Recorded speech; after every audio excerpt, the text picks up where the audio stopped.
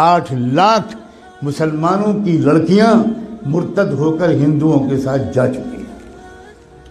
RSS نے ایک بہت بڑی ٹیم تیار کی ہے جو اپنے ہندو نوجوانوں کو 3 یا 6 مہینے کی ٹریننگ دیتے ہیں، اردو زبان بہترین لکھنوی زبان سکھاتے ہیں، تشریف رکھیے، کیسے مزاج ہیں، کیا حال ہے، خیریت ہے، آپ کی دعائیں ہیں، یہ الفاظ سکھاتے ہیں، اور الحمدللہ، انشاءاللہ، ماشاءاللہ، انا للہ، یہ سب سکھاتے ہیں، اور اپنے نوجوان لڑکوں کو یہ سکھا کر کہتے ہیں اب تو مسلم لڑکیوں کو پھنساؤ، اور یہ بھی کہتے ہیں کہ ایک لڑکا اگر کسی مسلم لڑکی کو اس نے مرتد کر لیا تو 2.5 لاکھ کا چیک تو اسی وقت ملے گا، ذاتی مکان اس کے نام کا ہم دیں گے، اور جاب دیں گے، 3 چیزیں دیں گے۔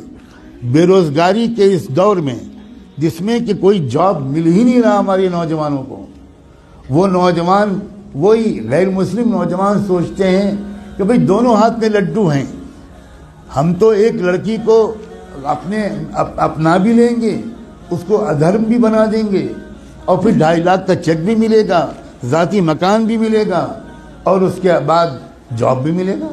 کتنا سستا سودا ہے۔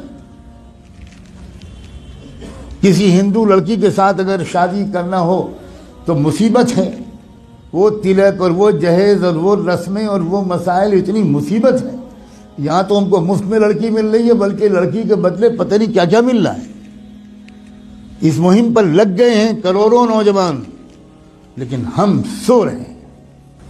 اللہ جانے کون سا کوڑا ہمیں چاہیے اللہ کا، کون سا درہ چاہیے، کون سا تماچا چاہیے، کون سا عذاب چاہیے ہمارے جاگنے کے لیے۔ میں نے آیت پڑھی تھی، یہ جو اس وقت کا مسئلہ گناہوں کا نہیں ہے، اس وقت کا اصل مسئلہ ارتداد کا ہے۔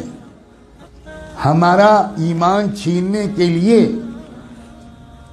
بلینز آف ڈالرز کے فنڈ ایلوکیٹ کیے گئے ہیں۔ ان پیسوں کا صرف ایک استعمال ہے، مسلمانوں کی جان اور مال لوٹنا۔ یہ بہت چھوٹا کام ہے، اب جو کام ہے وہ یہ کہ ایمان چھینو ان سے۔ ڈراؤ دھمکاؤ بھی، لالچ بھی دو۔ ڈرانا دھمکانا بھی اپنے پچھلے 1 ہفتے میں خوب سن لیا، اور لالچ دینے کی بات اگر نہ سنا ہو اور کانوں میں روئی ٹھوسی ہوئی ہو تو آج تو میں کم سے کم آپ کو بتا رہا ہوں، اب تو جاگ جاؤ۔ اپنے بچوں اور بچیوں کو کہاں پڑھوانا ہے اور کہاں نہیں پڑھوانا ابھی بھی سمجھ میں نہیں آئے گا۔ اکبر الہ آبادی جو الہ آباد ہائی کورٹ کے جج تھے، انہوں نے شعر کہا تھا، وہ کوئی مولانا نہیں تھے، وہ کوئی حاجی صاحب اور حافظ قرآن نہیں تھے، انگریزوں کے زمانے میں ہائی کورٹ کے جج تھے۔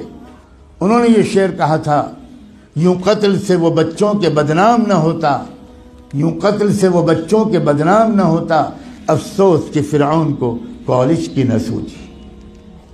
خالی وہ کالج بھیج دیتا، بس ختم، وہ تو قتل ہو ہی جاتے ہیں۔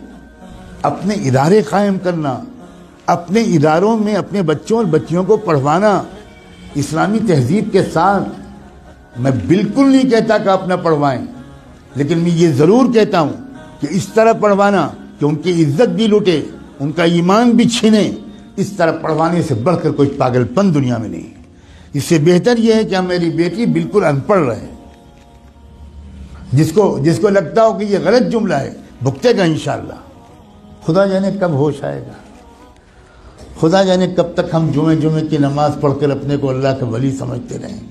ہم میں سے اکثر لوگ اپنی لڑکیوں کو کالجز میں، یونیورسٹیز میں، اسکولز میں بھیجتے ہیں، اور بالکل خبر نہیں لیتے کہ ہماری لڑکی وہاں سے سائنس پڑھ رہی ہے یا وہاں فحاشی پڑھ رہی ہے، ہماری لڑکی وہاں سے میتھمیٹک اور فزکس پڑھ رہی ہے یا وہاں سے کفر سیکھ رہی ہے، بالکل بے خبر ہے۔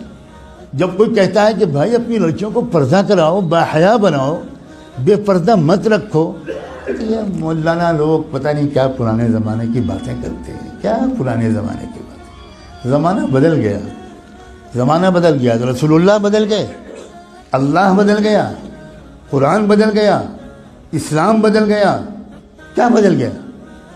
یہ کہیے کہ ہم بدل گئے، زمانے کو مت کہیے کہ زمانہ بدل گیا، جھوٹ ہے کہ یہ زمانہ بدل گیا، کہیے کہ ہم بدل گئے، ہم منافق ہو گئے. ہم نے ایمان کو، جنت کو معمولی چیز سمجھا ہے. ہم نے جہنم کو معمولی چیز سمجھا ہے. ہزاروں لاکھوں لڑکیاں، جو لڑکیاں گھر سے برقع پہن کے نکلتی ہیں، کبھی آپ فالو کیجئے اپنی بیٹی کو.